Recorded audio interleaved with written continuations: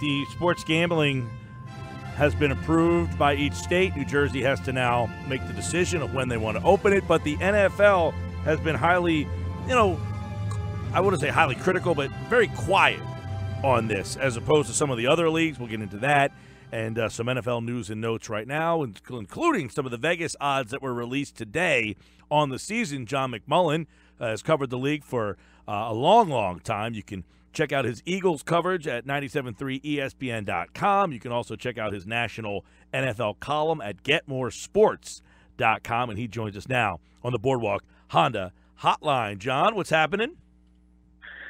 Doing well. How are you guys? All is well, and we know that this is a very big day for sports in general, but some of the leagues are probably looking at this as a revenue stream possibility. But how about the NFL? How are they looking at the decision that the Supreme Court made today? Oh, sure. They're looking at it. I mean, Roger Goodell has talked about growing this into a $25 billion a year industry. It's at about 13 now. And people have questioned, well, how do you do that? There's not really, this is not a worldwide sport where you can kind of expand things that way. So people kind of scratch their heads and say, is there really that much room for growth? And they didn't put gambling into the equation. The NFL has known this is coming for a long time, just a matter of when, and they've been preparing for it for a long time. And ultimately, obviously, their end game will be to try to monetize it as quickly and as acutely as possible. They want to make money off it, and they will. The league has argued, John, for years that legalizing gambling and betting on sports would affect the integrity of their game, right? Yeah, and many people have called that an antiquated way of thinking because obviously people have been betting on this game for a very, very long time. In a lot of ways, that fuels the popularity of the NFL, at least part that nobody talks about. I mean, there's a reason you talked about Vegas odds. There's a reason point spreads are in the paper. If anybody reads a newspaper or goes online, there's a reason injury reports are out there, and that's for gambling, to keep it as above board as possible. It was just done in an illegal fashion where everybody kind of winked their eyes at it. Now it'll be legally. As I said with Josh, now people can lose money legally instead of illegally. That's basically what it comes down to. Yeah, and as you look at the NFL will call on Congress, I guess, to try to work hand in hand with them on this. Yeah, the regulation aspect is big for him, and that's why you saw Brian McCarthy put out a statement relatively early. He's the lead PR guy with the league.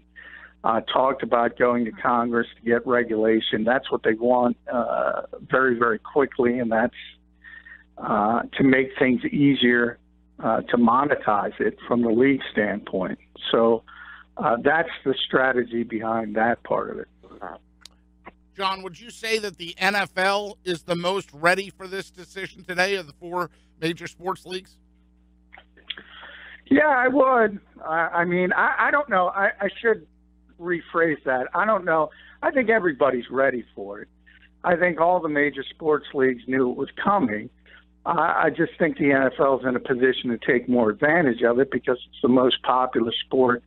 It's the sport easiest to gamble on. It's the sport most people gamble on. So they have an opportunity to take advantage of it more than, say, Major League Baseball or the NBA, which certainly people bet on those games. I'm not saying they don't, but not nearly as popular from a gaming standpoint as professional football is. And you talked about injury reports earlier. Mike and I were laughing about the fact that maybe this will finally be the end of upper body injury, lower body injury in hockey if they have to actually give detailed injury reports for the gamblers. Yeah, that part of it is interesting because, I've always laughed at that as well from a hockey standpoint. But even in the NFL, where they've always been kind of hardcore about the injury reports. It's gotten lesser and lesser clear over the past number of years, and they've tried to sort of not be as above board as they once were. We'll see if that changes. I think that would be a good thing. But it's been skewing in the wrong direction, which is kind of interesting because they knew this was coming. We had Nick Cubo on from the Press of Atlantic City in the last hour. He used to cover the casino beat. Now he does the sports beat. But what we talked about with him a lot, John, was that integrity fee. So it's your stance that all these sports leagues are going to get their money, that integrity fee isn't going to be an issue. It's just a matter of ironing out the details of how much of the piece of the pie they do get? Well, they're concerned about the integrity of the game. There's no question about that, because anytime you open up the gambling aspect, there's an opportunity for some unsavory people to convince athletes or officials or referees. We saw it with Tim Donaghy in the NBA most recently, to skew games. And the last thing you want is the public believing an athletic contest is not above board. So there's a concern, but that concern, it really doesn't change whether it's illegal or legal. So I think, they talk about the integrity of the game. They certainly want to keep it. And that's where also the regulation part comes in. But that's always been a presence when you have people betting a lot of money, and people have been betting a lot of money, whether they did it legally in Las Vegas or they did it illegally. And there's been scandals for years and years and years. Right. Well, one could argue, though, that legalizing it is not going to change anything. Tim Donaghy, he's not going to walk into the MGM Grand and place a couple of bets, right? Yeah, exactly. So he's going to find. He's still going to find the guy down the street if he's going to be doing something dirty or illegal. He's not doing it because you can now bet on these games. Yeah, and that's why the integrity argument was kind of, I'm not going to say a totally meaningless one, but it was certainly overblown, because if anything, legalizing it and getting legislation and getting regulation would make it more difficult to do some of those things. So I never bought that part of it, but it's certainly from the public relations aspect. I think that's more what it's about, and that you want to make that clear signal to the fan base, both the ones that do bet and the ones that don't, that this is a sport of integrity, and that there isn't going to be people shaving points or doing things of that nature. Now, John, opponents of the integrity fee have also already pointed out that the NFL already has played games in London for years, and there's integrity operations in place already. Like, why bring in more? Yeah, and they already also let the Raiders, obviously, are moving to Las Vegas. So that part of the dam already burst. And it didn't make a lot of sense. And, it's one of those things where it's a very sort of old, stodgy organization. We constantly talk about them being reactive, not proactive. The one exception to that, I would say, is when there's an opportunity to make money. That's why they were preparing for this for years and years and years. No matter, there was some doublespeak, as you mentioned, even if they said things in public, they knew this was coming. They knew this day was coming soon, and they're prepared for it. And yeah, you mentioned London, where it's legal. And a bunch of owners, by the way, Shad Khan and Stan Kroenke, for two, I think there's three total. I forget the third. They own English Premier League teams, which is obviously the guy from the where Bucks. Gambling is permitted. Glazer? Yes, correct. The Glazers as well. So that's the third. And so there's always been, and then we've always talked about the casino aspect of it. And it sort of brings up with owners that had to divest from casinos and not be involved. all of that is going the way of where it should, and that's meaningless. It's not going to exist anymore because it doesn't make a lot of sense. Now, you talk about finding ways to make money. Adam Silver, the NBA commissioner, has talked about having kiosks at NBA games similar to what Europe does with FIFA soccer. Do you think, and could you envision a future, John, where the NFL actually is a gambling kiosk at the games? What percentage of the leagues, what percentage do you think the league can get out of something like that? Yeah, I think they will, and that's the kind of thing that they want to take advantage of. I think the best example is sort of the secondary ticket market, where for years the NFL would sort of fight scalpers and people buying up large blocks of tickets and then reselling them at a much higher price for the reason why they're making money off the NFL's product, but the NFL's not getting a cut of it. So they sort of made the deal with Ticketmaster, and they have their own ticket exchange now where they can make money off the money already made on that secondary ticket market. That's the kind of thing you're going to see. Remember, fantasy, daily fantasy, which is essentially gambling, DraftKings, FanDuel, whatever you want to talk about, it's been going this direction for a while. And at some point, very, very quickly, because the NFL is not going to allow other people to make money off it. They're going to make money off it. So it is going to be NFL-branded gambling. However they want to spin it, they might not call it that, but they are going to use this as an opportunity to make money, and they should. It's their product. Do you think that the NFL will market this? Will have it part of their game? Will they have pregame shows with this going on? The NFL Network, will they dive in? I think it'll be more acceptable to talk about gambling as we go forward.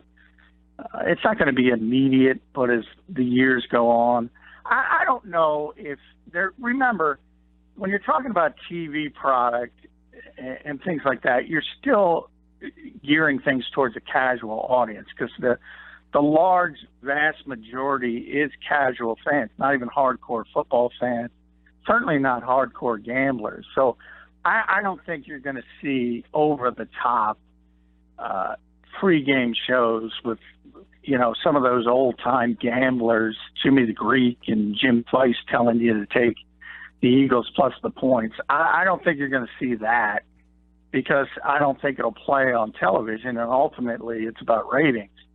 But it will become more acceptable to talk about, maybe even inside the game. When you're talking about a crazy play at the end and people will sort of wink and talk about the point spread. See that a lot. Now maybe you don't have to wink. Sports Center, you watch Scott Van Pelt, he does that whole segment, the Bad Beats segment. Yeah, great segment. Yeah, and some people are going to be very interested. I just think by and large, and it's the same thing when you talk about hardcore X's and O's, like what Baldy does and Baldy breakdowns. People who love football love that stuff, but the casual fan doesn't understand it. So you're never going to see it as, a giant part of the pregame or in-game action because you're trying to reach a much larger audience. John McMullen is with us. Speaking of sports gambling, Vegas odds, the NFC win totals. I want to throw a couple of your way and get your analysis on these numbers. Let's start with Washington at 6.5. It sounds like Vegas thinks they're going to be a pretty bad team again. Yeah, and Washington, I think, is the one team in the NFC East you really can't get a beat on, and much of the reason is because they're changing at quarterback, moving away from Kirk Cousins and bringing in Alex Smith. So they should improve a little bit defensively. But until you see how it's going to that offense is going to react with Alex Smith, it's tough to say they're going to be relevant. I certainly don't expect them to challenge for the division, but that's a pretty low number. I think that would be one where you can make some money on going the over. We got the Giants at 7.5. This is a team that obviously Eli Manning, new coach. They brought in Saquon Barkley. They'll have a lot of their injured players should be back. So 7.5 for New York. Yeah, I think the Giants are one of those teams that sort of gets the benefit of the doubt because of the name and the reputation of Eli Manning, and obviously people are very high on Saquon Barkley. So I think that's the exact opposite. That's one you can probably take advantage of and say this number is based on reputation more than reality, and the fact that they're still in the very early process of rebuilding, and they're trying to serve two masters. I think that could end up to be sort of a mess with the Giants. So you know where I've been with the Giants, Mike. Yeah. I just don't believe in Eli Manning. So that's an under for you. I would point downward. Yeah. You got an over Washington, under New York, 8.5 Dallas. Now I would tell you off the bat, I think I'm an over on Dallas. They had some injury issues last year, the suspension. So 8.5 seems like a little low for Dallas. Yeah, and it's weird. For the first time in a really long time, I look at that Dallas team and I say they're doing some nice things on the defensive side of the ball, and it's always been the offense that's carried them.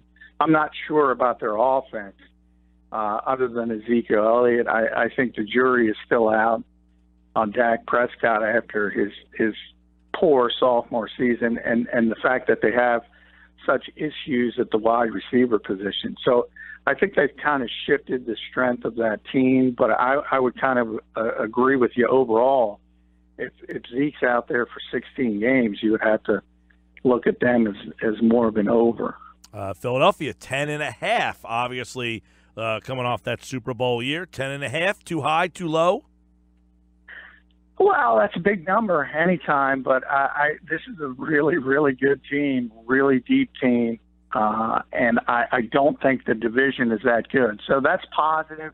That's all positive. The negative, though, we constantly talk about this every year in the NFL, and people don't give it enough weight, is the shift in schedule. I mean, the Eagles went from worst to first, not only from worst to first, worst to Super Bowl champions. They were playing a last-place schedule. Now they're playing a first-place schedule. That's why you see these dramatic shifts in the NFL from year to year. So I do think it's going to be more difficult, but I look at this team and say, can they win 11 games? I think so. I don't know if they're going to win much more than that, 11 or 12, but I don't think they're going to win 10 either. So that lands me to over.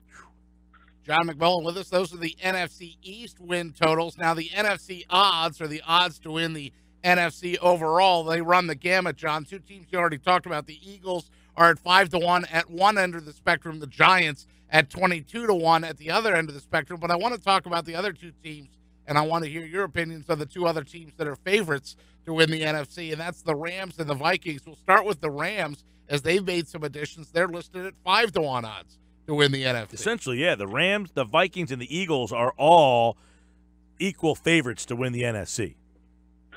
Yeah, and I think, there's two big question marks, one for each team when you talk about the Rams and the Vikings. I think everyone's excited about the Rams because of big names they've added, but I don't necessarily see the fit of Aaron Donald and Ndamukong Suh. I mean, somebody's not going to be happy. It's probably going to be Sue in a Wade Phillips-style defense. They're not edge rushers. And if you look at what they've built and what they have, and you look at all the cornerbacks they've added, but they have no edge rushers. So that's the one big question mark I have with the Rams from a personnel standpoint. Second part is I'm still not completely sold on Jared Goff. So I would put them. The Vikings are loaded, and I said this last year. They probably have the best roster in football from 1 through 53. That probably continues, but they're making a change at quarterback, and I think Kirk Cousins is an above-average quarterback. I don't think he's a star quarterback. In theory, when you look at their skill position people, he should have a ton of success. But until you see it, and you make that drastic of a change, I think you have to kind of wait and see. So from that standpoint, I think the biggest advantage the Eagles have is, by and large, almost every single significant piece from a Super Bowl winning team is back. And in fact, they're adding to it because of all the injuries that weren't here.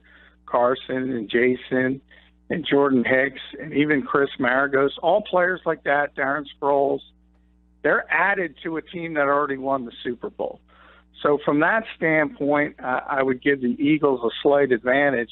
But overall, the NFC is just loaded with teams you didn't mention: New Orleans, Atlanta, Carolina. It's just a really, really difficult conference. Oh, they're on my list, John. I was also going to ask you about the Packers and what your outlook was for Green Bay. I forgot the Packers. They're listed at 8-1 favorites. Yeah, they're the next team, behind the three three, favorites. Yeah. They're the next best odds. Well, the Packers are all about Aaron Rodgers. I mean, that's what that's about. They have the best quarterback. So if he's out there for 16 games, they're going to be in it. But they're not as deep or nearly as talented as any of those teams: Eagles, Vikings, Rams, Saints. They're not nearly as talented from top to bottom, but they have the best quarterback. With all due respect to Carson and Drew Brees and everybody else, Aaron Rodgers is better than everybody, including Tom Brady. Yeah, and the Saints were the other team. They were 11-1, and then you have in the NFC here, you're looking at the best odds in the NFC, 11-1, and then you mentioned Atlanta was 14-1. Some of the teams that made it last year. San Francisco, by the way, 10-1. So they have better odds. San Francisco, better odds than the Saints, better odds than the Cowboys, better odds than the Falcons. Well, that's people buying into Jimmy Garoppolo hype. And, hey, he was great in a short sample size, but you got to pump the brakes there. I mean, remember when he took over that team, they were not in the playoff race. There was no pressure, nothing of that nature. He could just let it loose, not worry about anything. It's far different when you're in the playoff race down the stretch. Maybe you're a 10-4 team and you have to win, or you're going to go down in the division. Much, much more difficult. I think there's no way the San Francisco 49ers should have better odds than the New Orleans Saints. I mean, just no way whatsoever. I guess it shows the power of what you believe is the quarterback. Yeah, exactly. And as I said, I mean, I think Jimmy Garoppolo is going to be really good, but look at the other quarterback. The quarterback's Drew Brees. I mean, are we really ready to say that Jimmy Garoppolo is going to be better than Drew Brees? And on top of it, the Saints have a deeper roster, so Brees has a better supporting cast. It doesn't make a lot of sense to me. John McMullen at JF McMullen. See what he's writing about nationally at GetMoreSports.com on the NFL. And his piece, did the Eagles get another first-round talent due to injury? Check out that right now at 97.3ESPN.com. Johnny Mac, take care, pal. Take care, guys.